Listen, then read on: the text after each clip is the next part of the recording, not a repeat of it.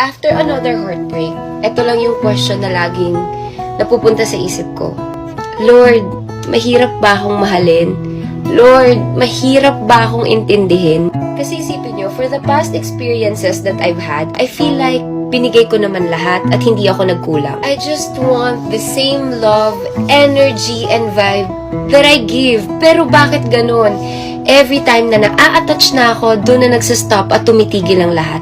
Doon na ako nilalayuan. Alam nyo, as time passes by, na-realize ko na baka nga, I'm the girl that's always liked but never pursued. Alam nyo, okay kasama, okay kausap, kasi nga convenient for them at that time. Pero Lord, just once, just this once, let me prove that I am capable of giving so much. Ito na Lord, I have so much to give.